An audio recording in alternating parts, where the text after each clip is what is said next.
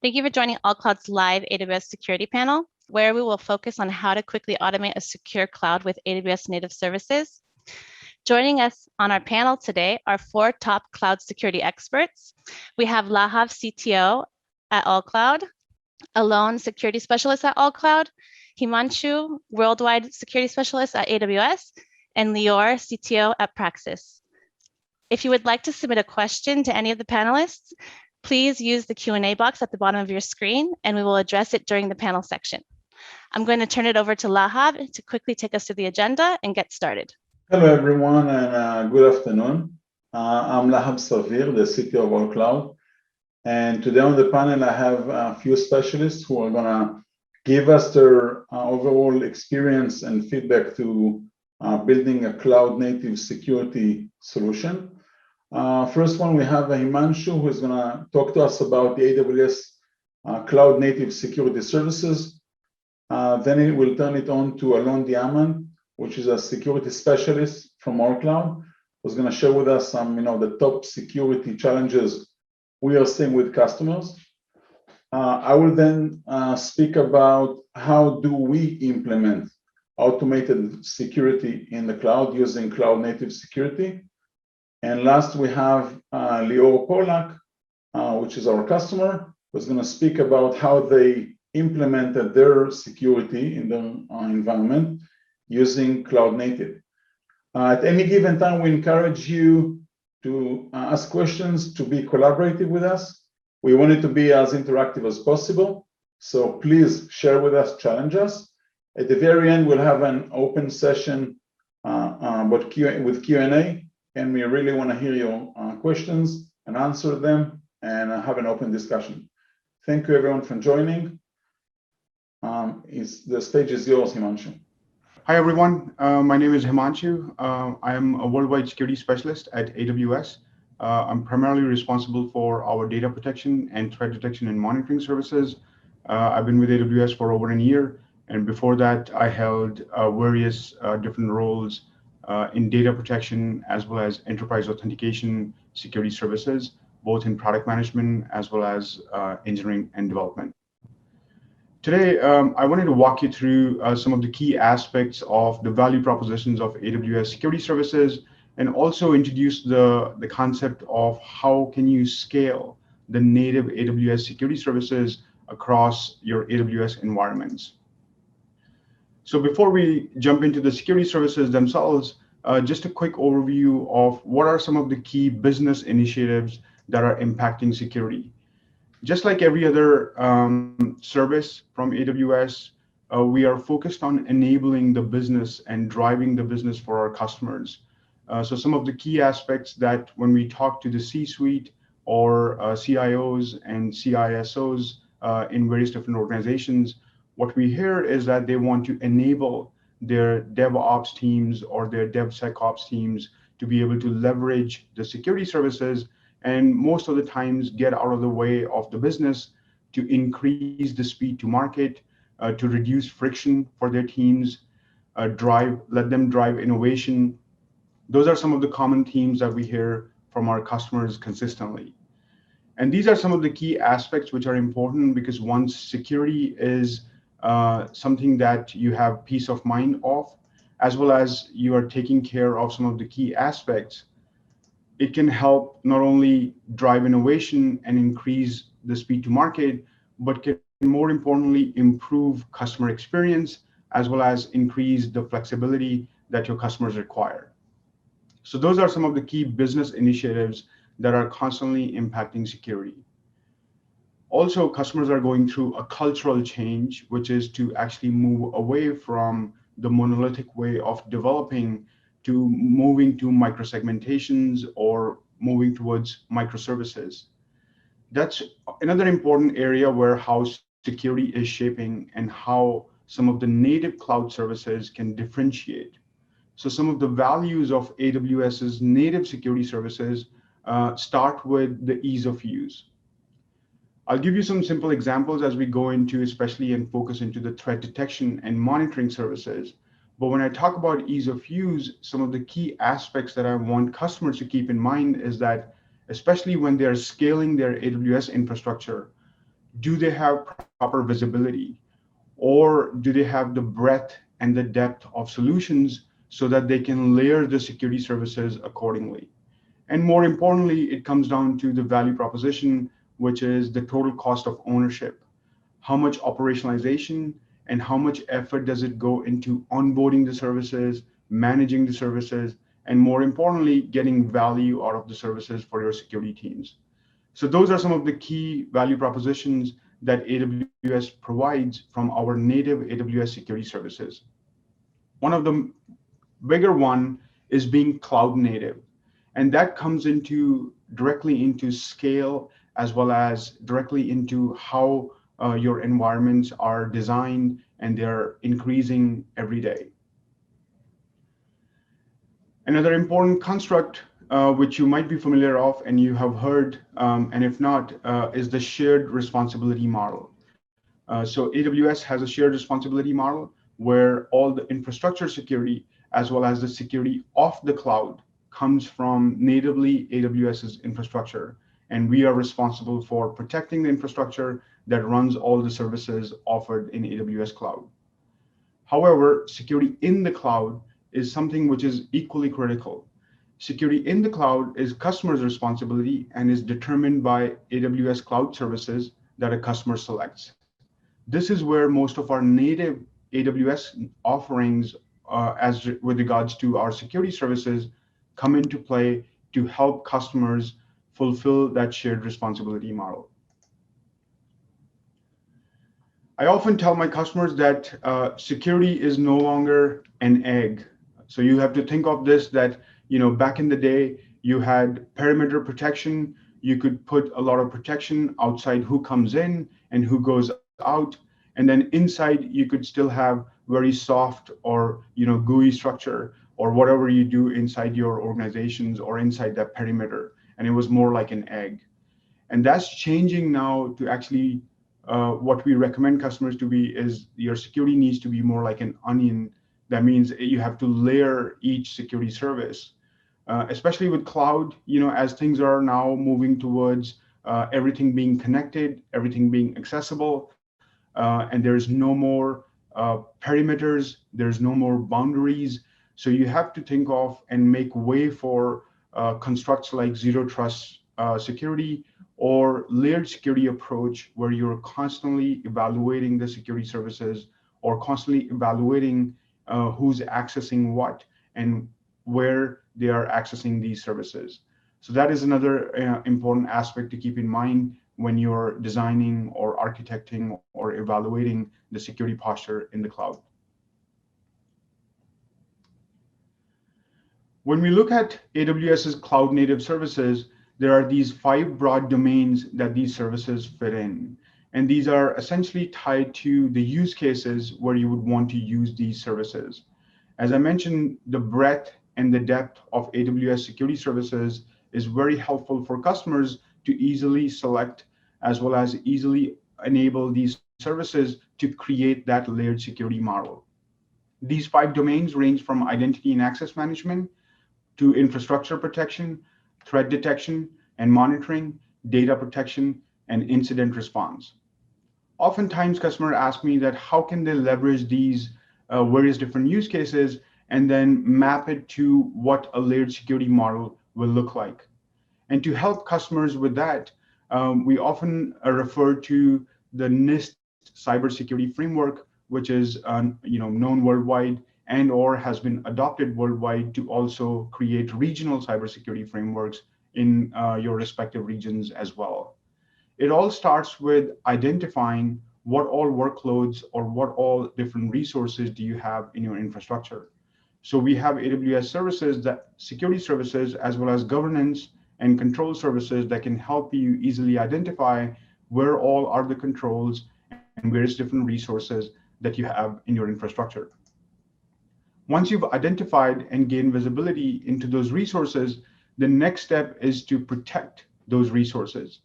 And this protection can come in the form of data protection, so leveraging services such as key management, encryption, or building a PKI infrastructure at scale so that you can also protect data not only at rest, but in motion. or leveraging infrastructure protection services to prevent from DDoS attacks, such as Shield Advanced, or leveraging our newly launched AWS Network Firewall or Web Application Firewall type services. Once you've protected the data, the next is to proactively be able to detect what all threats or malicious activity or abnormal activity you might be having in your environments, so that your security teams are fully aware of where they need to take an action. There we have 4 key detection services, which we'll also focus in more detail today. But the detection services are mainly designed to proactively help customers identify threats, as well as identify any deviation from best practices and/or regulatory and compliance needs. Once customers have identified and detected those gaps, then they often want to automate a response.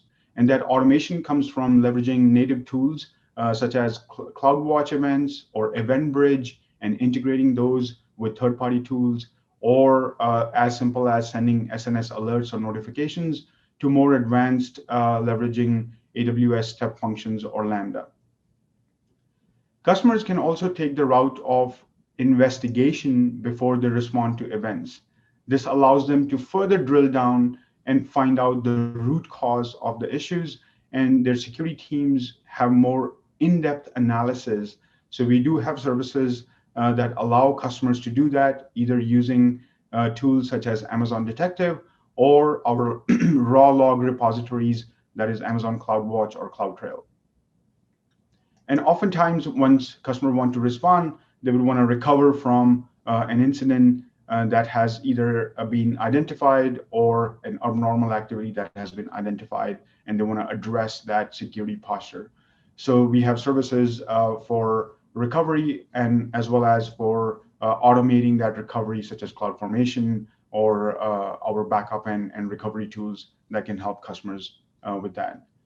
So with the identify, protect, detect, respond, and recover, that helps customers layer that security service architecture within their AWS infrastructure. Hopefully this helps you to take the breadth and the depth in the various domains of security services that AWS provides, and then map that into a cybersecurity framework or your own layered security approach that you would like to implement.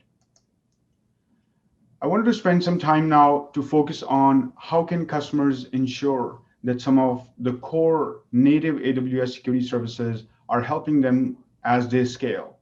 So before we jump into that, just want to spend a few minutes in understanding the construct of an AWS account. An AWS account is core to a customer's AWS infrastructure. Anytime you want to start, you create an AWS account.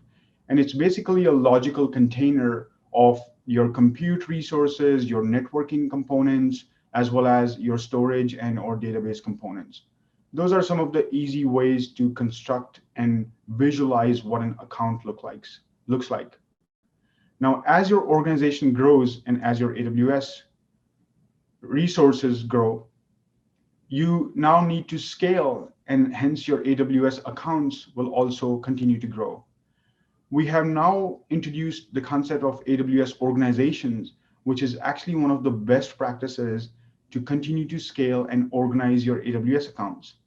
AWS Organization allows this hierarchical concept where both the security teams as well as the DevOps team can work together and then have this logical construct of AWS accounts with a proper segregation of resources, networking, and storage.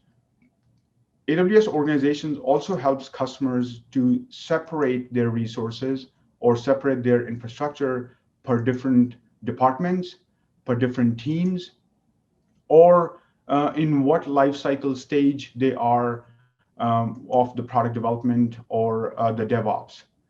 This allows customers to not only have a hierarchical arrangement of these accounts, but also can arrange them in organizational units, or as we call them, OUs. So AWS Organizations is a way to actually construct these accounts, and as you scale, logically arrange them so that you have full visibility and management on your AWS accounts as your organization scales. In addition to that, the security teams can also create their own multi-account strategy where you could have a centralized security account, and that centralized security account will have all the security administrators who have access to the security services in those accounts and have centralized visibility to all the events that those security services are reporting. Additionally, you can break down that security services AWS organization into either accounts that are responsible for monitoring logs, or security break glass account where you want to test and or deploy certain things before you actually deploy them in production. You could have like a staging accounts as well, et cetera, et cetera.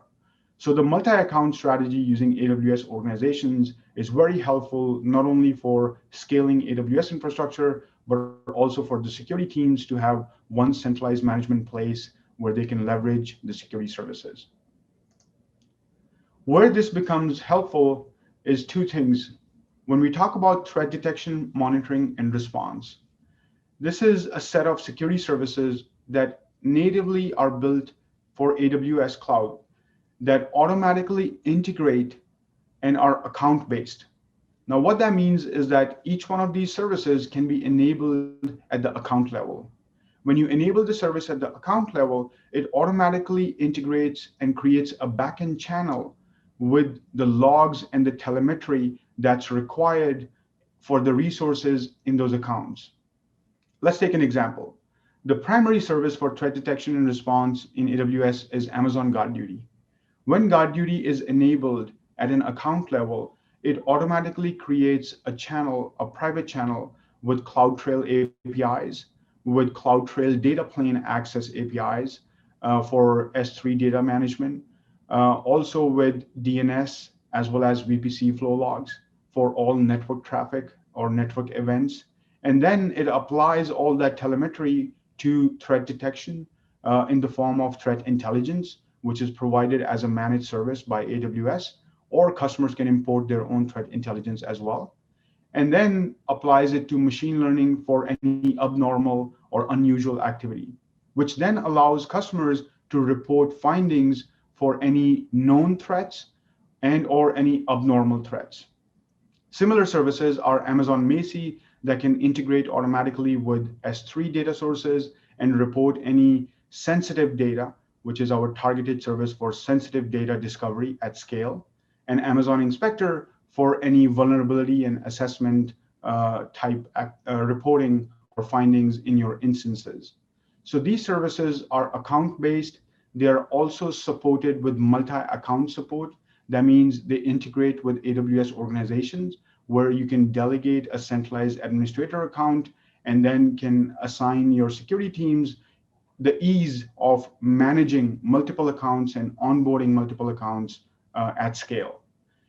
All the findings from these security tools are then sent to AWS Security Hub, which is also an account-based service and supports AWS organization, which then becomes the centralized monitoring as well as the security cloud assessment tool, which has built-in standards, both internal and external, that allows customers to evaluate how their security is against best practices in the industry. Those controls are automatically evaluated. That allows customers to aggregate all the findings in one place and then take actions for response and remediation. And as I highlighted earlier, if security teams need to dive deeper into some of the findings or some of the security issues, they can leverage Amazon Detective, which is one of our investigation tools that collects data over a period of time, automatically ingests it, and automatically correlates that into a behavioral graph so that customers have visual information over a period of time, how security incidents are manifesting themselves. So using these 5 services, native AWS services in the threat detection, monitoring, and response category, which are natively integrated with AWS accounts and scale using multi-account with AWS organizations, it allows customers to easily set up a threat detection, monitoring, and response posture in AWS. So hopefully this was helpful. I will hand it over to Alon now for the next part of this presentation. Thank you very much, Himanshu. Hi, everyone. We're going to get started by asking a quick poll question of all the participants here. Please let us know what you think your organization sees as the biggest vulnerability in public cloud. All right. So thank you all for submitting your answers. We should be able to see the responses on our screen shortly. Here we go. So it looks like a large majority selected either misconfiguration of the cloud platform or hijacking of account services or traffic, with a honorable mention for insufficient identity credential access management. It's very interesting because we see a real spread here in the responses from people. And I think that that's going to align closely with the findings that we have. But let me start just by introducing myself. My name is Alon Diamant-Cohen. I'm the security specialist here at AllCloud, and I'm going to be discussing the top security challenges that we see facing AWS customers in 2021. So I want to start just by presenting the Cloud Security Alliance's top threats that they release every year. They've released the top threats to cloud computing. We see a selection of the information on the list here. I'm not going to go through and read each of the bullet points, but there's a lot of high-level information here that's very, very helpful. But I want to really take a moment to look at this list and understand what do a lot of these challenges and risks and threats have in common. So data breaches, misconfiguration, lack of architecture and strategy, insufficient identity, credential access, key management, and account hijacking. You look at these and, you know, I'm going to put aside most of the pieces on the right for now, not because they're not important, but just because I want to come back to them in a moment, because those items I just mentioned, I believe that a lot of the foundation behind how you arrive at those risks comes from a misunderstanding of the shared responsibility model. One of the most powerful things that AWS or any cloud service provider, let's start with any cloud service provider, offers a customer is an offloading of some of the responsibility of maintaining and managing the infrastructure. I want to dive a little bit deeper into the shared security model that Himanshu presented earlier, and just talk about what is the customer's responsibility. What you as a customer of AWS, what is your responsibility for security? So, you know, we say security in the cloud. So AWS is responsible for the security of the cloud. Their tools are secure, their infrastructure is secure. But what does that mean for you, the customer, when you are migrating your data into there, when you're planning and strategizing how your workloads are going to run in this environment? Do you need to be responsible for the protection of your endpoints? Do you need to be responsible for the protection of your VPC, your personal network? You know, at what level does that delegation of responsibility start? And when we look at the list of top threats, a lot of them can be made worse by assuming that it's someone else's responsibility to do something. And I've found that the shared responsibility model is really important to look at, to create detailed responsibility models to understand who is going to own what part of your security program, specifically when you look at that infrastructure. So this is a challenge when you come to any cloud service provider. AWS is incredible in that their security, the security of their cloud is excellent. And they provide a lot of documentation as to how you, the customer, can secure yourself in the cloud. But it's really important to take some time and just look at a high level at this model and understand what is my responsibility as the customer moving to a CSP in the cloud, because it is not nothing. So I want to take a moment here and talk about one particular case study. So in 2019, Capital One's credit card application data was basically breached. There was a data exfiltration incident, and that data was breached. And what we see here, and I'm not going to go too much into depth here, but what we see here in the FBI's criminal complaint, the quotes from there, as well as the statement from AWS, is that there were a number of both misconfigurations and deviations from best practices that led to a much larger attack surface than would have existed if those procedures were followed. Capital One suffered tremendous reputational damage. There were some monetary fines as well for the breach of confidential information. And it's just really important to understand that just a simple misconfiguration, making an S3 bucket public, adding additional unneeded permissions to a role can have really severe consequences. So we go back to the security pillar of the well-architected practices of AWS, and we say we always want to implement principles of least privilege. We always want to go through and double check all of our roles. Nobody's getting any extra permissions. Nothing that doesn't need to be public is public. Those are very, very important tenets to follow throughout, or else you're leaving yourself exposed. You're increasing the attack surface that can be exploited. So what is security in the cloud? We talk a lot about it. What does that translate to? So it's a lot of pieces. There are a lot of moving parts to a robust security program. And while each organization is different, I found that it was kind of helpful to talk a little bit at a high level of what security in the cloud looks like. These are a lot of challenges that we see, that we deal with here at AllCloud. There are a lot of different aspects to a security program. It's not simply, selecting a tool and clicking next and deploying it and checking a few dashboards.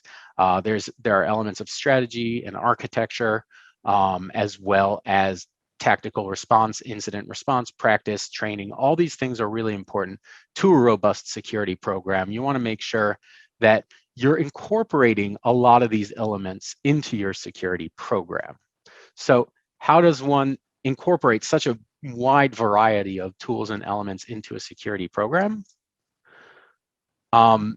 We start out by taking an in-depth defense approach. And this is really where AWS's assistance comes in handy. So what we're looking at here is a cryptography stack, right? So if you were running your own on-premise data center, right, for your company, for your organization, you would be responsible for 100% of this cryptography stack, right? You would be responsible for all of it. I want to take a moment here and understand what offloading some of that responsibility looks like by asking everyone, we're going to send another poll out in a moment, could you please select the layers that you think as a customer of AWS, you are responsible for? I want to highlight again that the strength of going to a cloud service provider is that you have someone very capable helping you, making a lot of these decisions at the infrastructure level for you. So you only need to secure things that are at your responsibility and above. We go back to that shared responsibility model again and understanding how that impacts you as a customer. So what's really powerful here is actually, I see most people selected all of them. It's actually only the transport layer and the application layer.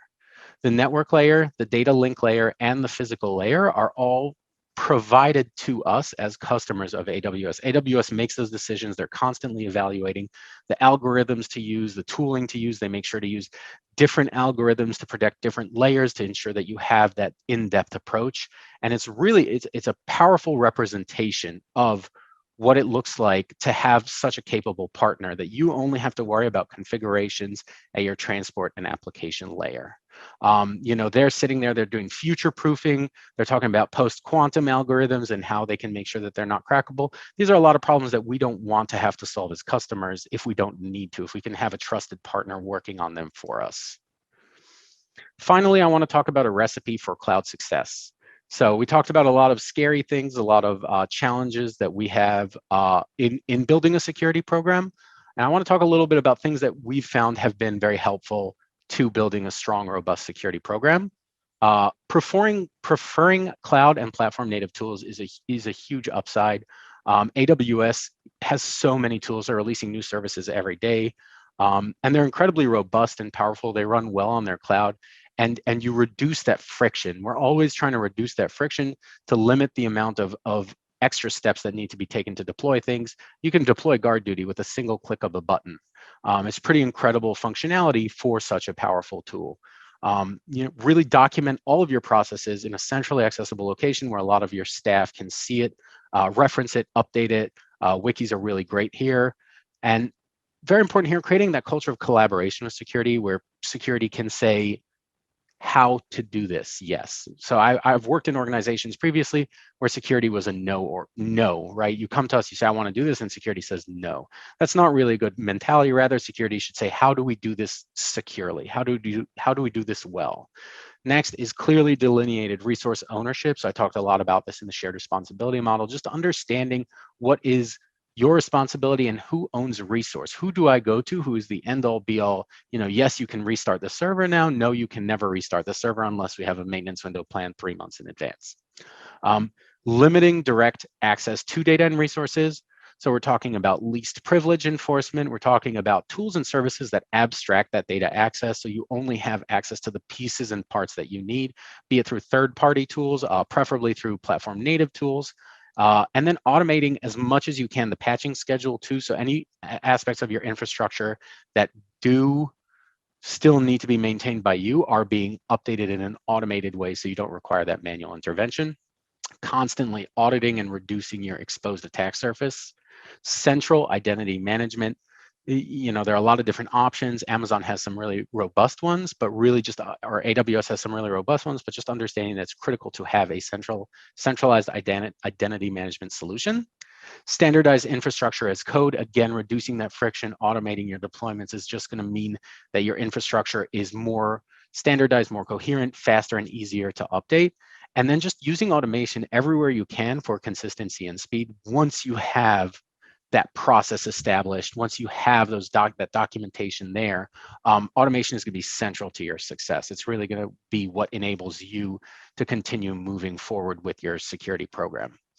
So thank you so much for listening to me. It's been a pleasure to present to you about some of the security threats facing the cloud landscape and a recipe for cloud security success. And I'm going to hand off to Lahav Savir, our CTO. Good afternoon, everyone. My name is Lahav Savir, and I said I'm the CTO of AllCloud. And I want to share with you how we suggest to implement security in the cloud, and how did we automate it, and based on all these cloud native services. So I do also want to start with a quick poll and ask you, what are you seeing as the biggest operational challenge when you try to protect your workload in the cloud? All right, interesting.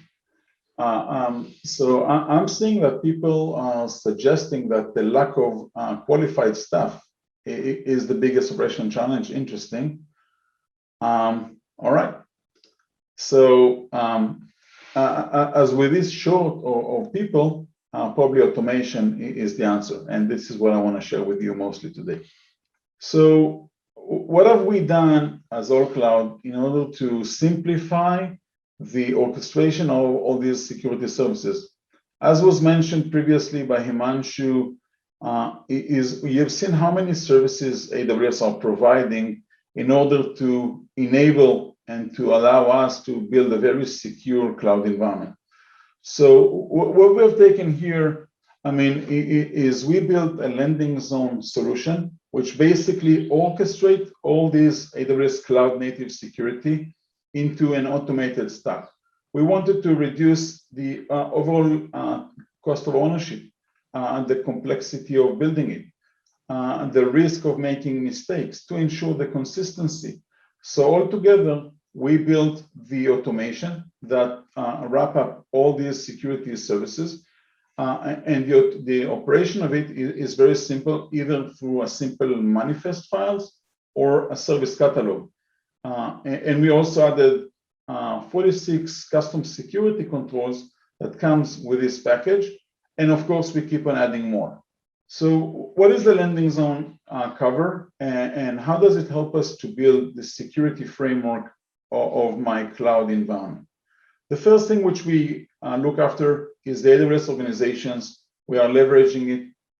We are basing all the landing zone on the AWS organization, either with Control Tower, which is highly recommended, but also without. So it takes care for the whole AWS organization and the account structure. And the first thing we do provide is the automated delivery pipeline in order to ensure that everything is consistent, everything is delivered to every account in the organization. Then we look after the whole identity and access management. We do provide the integrations with external IDPs and the distribution of policies and roles within the organization to ensure this least privileges approach is maintained. And we don't need to do manual settings, which often lead to mistakes. Then we also cover the whole logging and monitoring. We believe that visibility is key, and centralizing all the data into one location is super important. Then, of course, we provide the layer of the infrastructure security when it comes to the networking part and all these capabilities around protecting the physical part as far as in the responsibility of the customer, of course, not the Amazon physical security.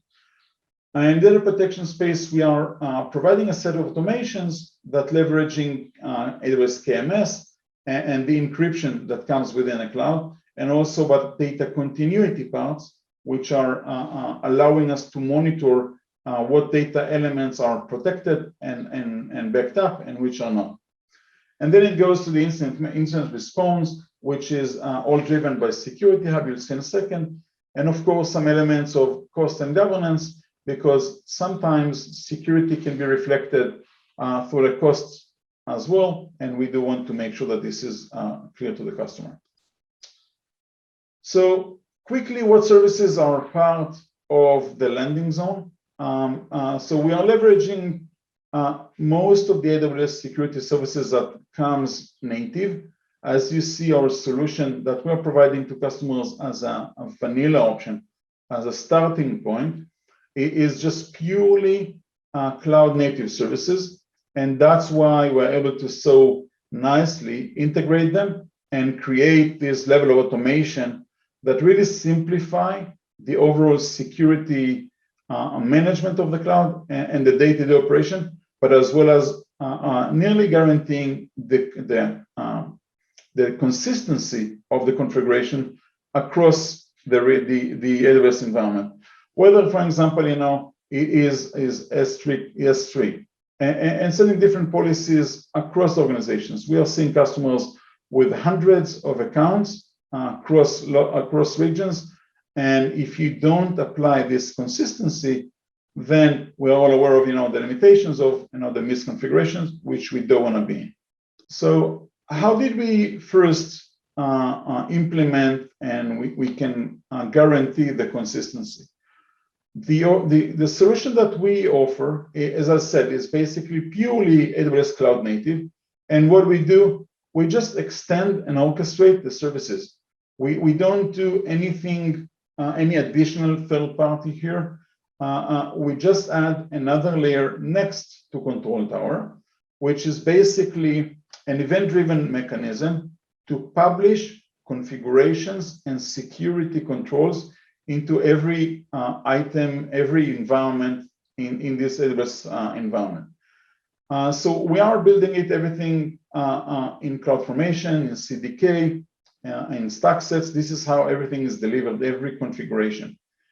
We are offering the solution as a vanilla with a few patterns of shared services environment where a set of policies are applied to shared services, a production environment where certain policies are applied there, and in our production, we are seeing customers needing to have different level of compliance, to different environments.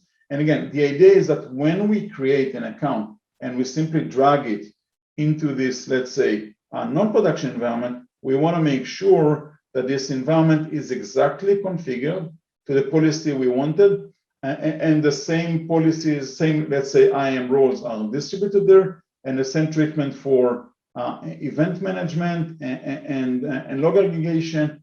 Everything is built in a very consistent way.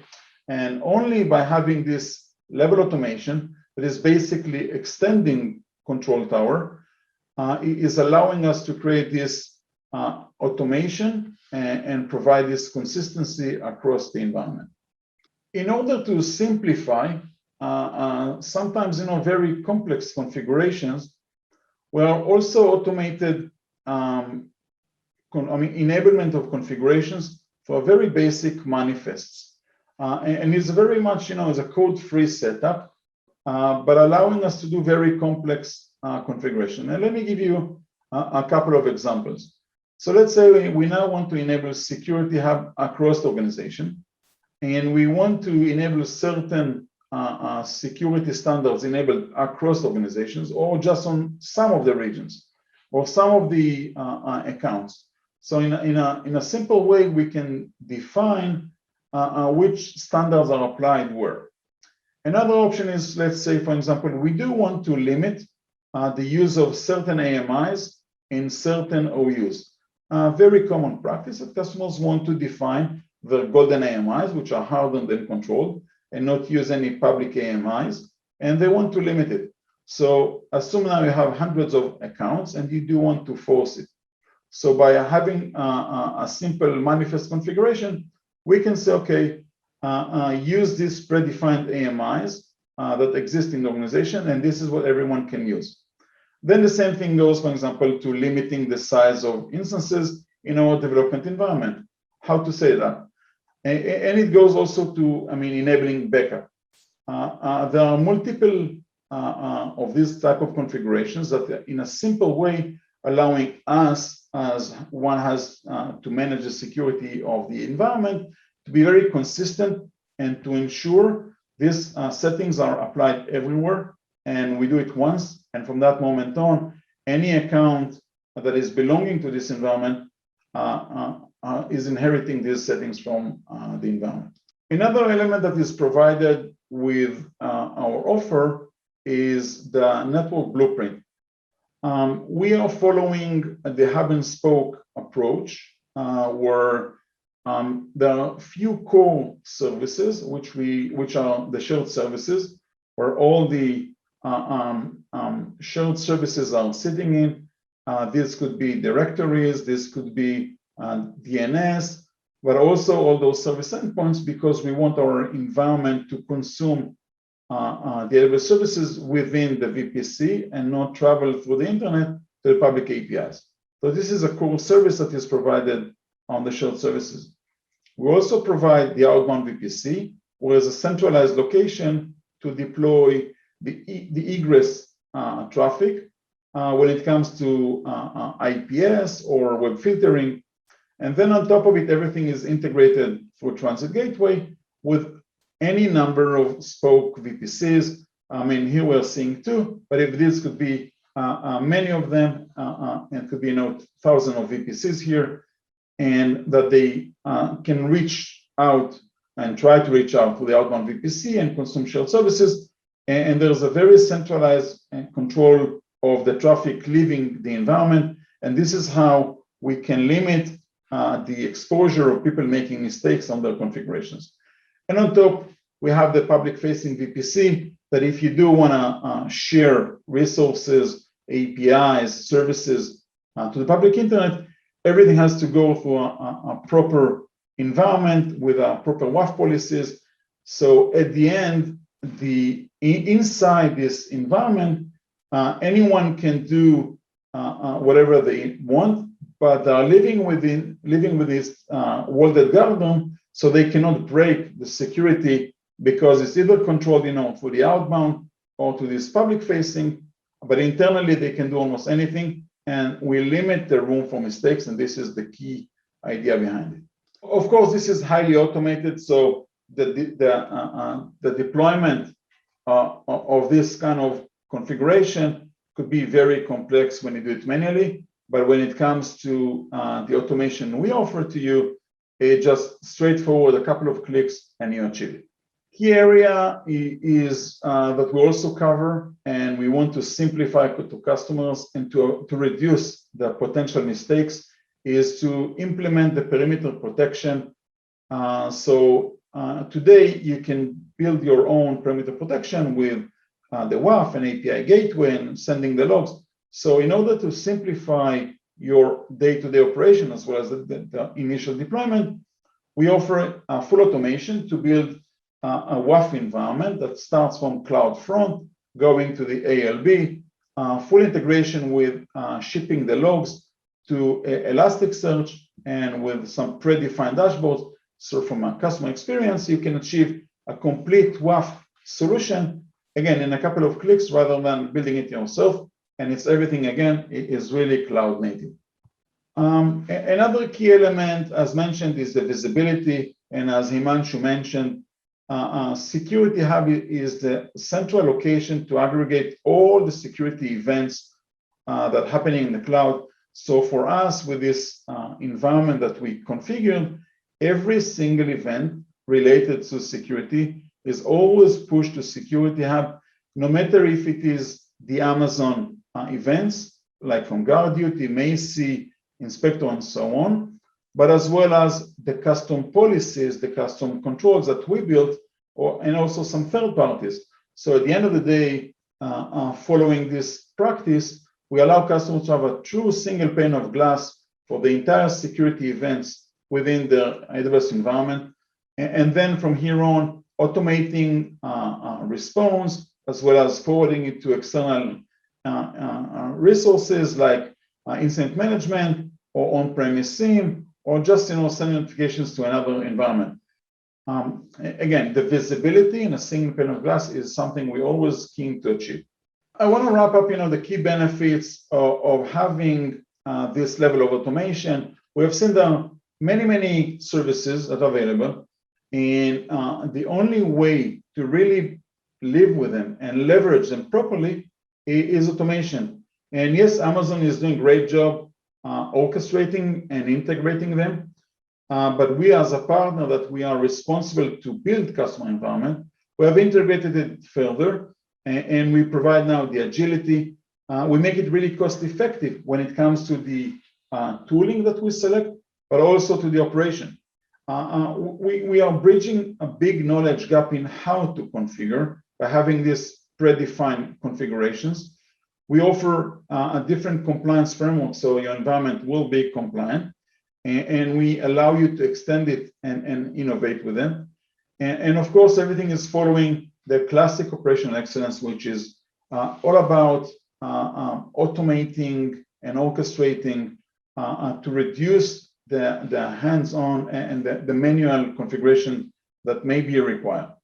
With this, I want to switch to Leo, which is a security expert, to share his experience. Hey, so thank you, Lahav. So my name is Lior Polak. I'm the CTO of Praxis Tech, a payment solutions provider. And formerly, I was an AWS solution architect specializing in security. So before I start, I want to ask you another poll question, and that is, what is your main driver for considering cloud-native security solutions? Let's talk about the importance of cloud security, of cloud-native security strategy, and the poll results are in. Just tell you that the most voted for answer is our data or workloads residing on the cloud already. Okay, so basically all the other answers are quite well distributed. So it's very nice to see that. So basically everything is correct. Okay, so the importance of cloud-native security strategy. Basically, the AWS infrastructure is quite unique, right? VPCs, Lambda functions, DynamoDB, and even EC2 have many properties that have evolved over time and are specifically designed from the ground up, right? I mean, there may be services outside of AWS that provide similar principal properties, but they differ in design, and often to manage their security posture, you use different data and tooling to, for defense in depth for them. It's therefore, critical to use security controls that would natively understand the specificity of the implementation and will provide an intimate understanding of the risks involved. So, for that reason, your security strategy must consider to utilize the cloud vendor native tools along with the augmented baseline, which caters for these four main things that we see right now. We look at prevention. You have to understand, from the strategic perspective, what is your greatest asset? What is your most protected asset? which is in our case the data itself. We have to protect the data, and we do this with various tools that can help us identify where it is, such as Amazon Macy, encrypt it, at rest and transit, and provide the right level of access controls. All of these require native controls that we can basically utilize in order to protect it. Then, detection.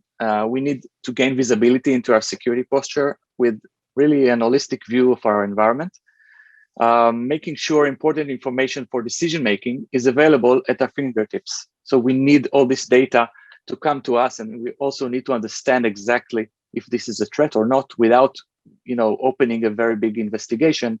And that's an important pillar of our strategy. Response. We have to realize that there comes times where security issues are due to surface, right? I mean, there's no bulletproof systems. As much investment as you make in security, there are some things that you cannot really prevent. So we need to be ready to promptly respond and get to the root cause as soon as possible. And then for remediation, we need that the time to apply our fixes is critical, and we must be very quick and prepared to remediate as near to real time as possible to reduce the risk surface, basically to make sure that we can respond quickly without having a very big impact on security, because again, security incidents can and will occur all the time, and we have to be prepared to do the response and remediation then. As Himanshu also mentioned in the beginning, and we're all mentioning Himanshu because he's the one that covered the basics from the AWS side. AWS provides a lot of native security tooling and controls that support this strategy that I mentioned. They are divided into those 5 domains, or 5 epics, as they are called in the cloud adoption framework of AWS. And basically, they are aligning to these 5 domains, which is identity and access management, detection services, services that help you protect your infrastructure, services that allow you to do data protection, and then those that allow you to do incident response. So, as customers, we use these tools aligning, in alignment with the strategy that I just covered. As an AWS customer, I often look at this and think about what would be the most important things. The number one gain that we got from the next generation landing zone of AllCloud is basically a very organized and well-defined AWS environment and perimeter, security perimeter, that allows us to basically set up an environment that has well-defined structure. All the security services are already in place, and the developers that that work in this environment do not need to think about all the things that relate to network architecture and the network level protection. They need to, of course, take very good care for their application security, but they are focused on what they they need to do, what we need them to do most, and it's around the application. So AllCloud helps us with managing all those aspects of deployment, of the network architecture, and of the monitoring systems, and get the security embedded in the process without having to worry about this. And this is a very, very important aspect of of looking at what we really need to look at. So of course, as